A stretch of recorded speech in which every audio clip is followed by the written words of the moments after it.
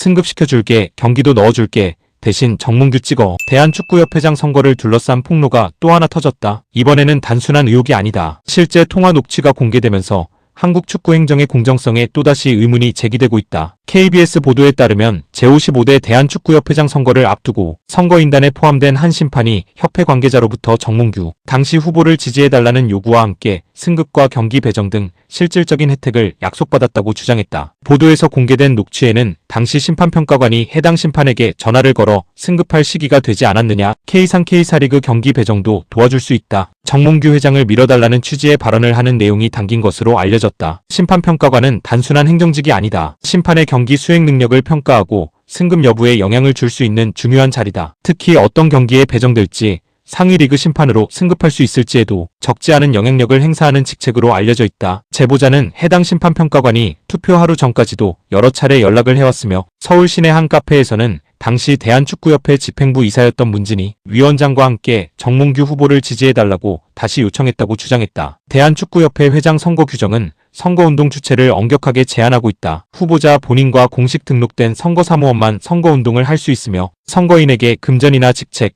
각종 이익을 제공하거나 이를 약속하는 행위 역시 명백하게 금지하고 있다. 이 때문에 만약 제보 내용이 사실로 확인될 경우 선거 규정을 정면으로 위반했을 가능성도 제기된다. 논란은 여기서 끝나지 않는다. 당시 선거 결과를 보면 정몽규 후보는 85%가 넘는 압도적인 득표율로 사선 연임에 성공했다. 그리고 선거가 끝난 뒤 함께 있었다고 지목된 문진희 당시 이사는 이후 대한축구협회 심판위원장으로 선임됐다. 이를 두고 축구계에서는 결과적으로 모든 퍼즐이 맞아떨어진 것 아니냐는 의심도 나오고 있다. 다만 현재까지는 의혹 단계다. 해당 심판평가관은 KBS 취재에서 선거운동에 참여한 사실이 없다고 의혹을 전면 부인했다. 문진희 위원장은 별다른 입장을 밝히지 않았다. 축구 팬들 사이에서는 공개된 녹취가 실제로 존재한다는 점에서 사실관계 규명이 필요하다는 목소리가 커지고 있다. 이번 사건은 대한축구협회 회장 선거제도 자체에 대한 비판으로도 이어지고 있다. 현재 축구협회 회장은 일반 축구 팬들이 직접 투표하는 방식이 아니라 선거인단이 투표하는 간선제로 선출된다. 선거인단은 보통 100명에서 300명 규모로 구성되며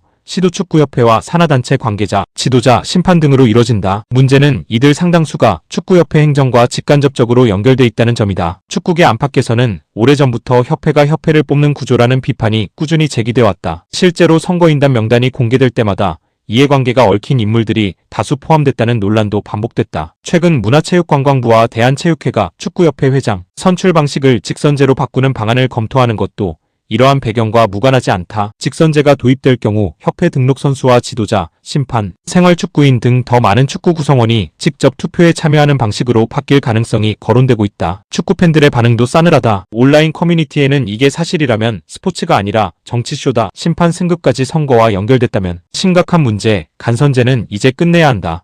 철저하게 수사해야 한다는 의견이 이어졌다. 반면 현재까지는 일방적인 주장인 만큼 정확한 조사 결과를 먼저 지켜봐야 한다. 녹취의 전체 맥락도 확인돼야 한다는 신중론도 적지 않았다. 이번 논란은 최근 이어지는 대한축구협회 개혁 요구와도 맞물리고 있다. 홍명보 감독 선임 논란, 월드컵 부진, 정몽규 회장의 사퇴에 이어 이번에는 회장 선거 과정까지 의혹이 제기되면서 협회 운영 전반에 대한 불신은 더욱 커지고 있다. 현재 정몽규 전 회장은 월드컵 성적 부진에 책임을 지고 사퇴한 상태다. 대한축구협회는 직무대행 체제로 운영되고 있으며 차기 회장 선출 절차를 준비하고 있다. 그러나 선거 방식 개편 논의와 이번 녹취 의혹까지 겹치면서 차기 회장 선거 역시 상당한 진통이 예상된다. 축구계에서는 무엇보다 사실관계를 명확하게 규명하는 것이 우선이라는 목소리가 높다. 만약 의혹이 사실로 확인된다면 단순한 개인 일탈을 넘어 한국 축구 행정 시스템 전반에 대한 대대적인 개혁 요구로 이어질 가능성이 크다. 반대로 사실이 아니라면 협회 역시 관련 자료와 조사 결과를 투명하게 공개해 불필요한 의혹을 해소해야 한다는 지적도 나온다. 월드컵 실패 이후 시작된 대한축구협회의 위기는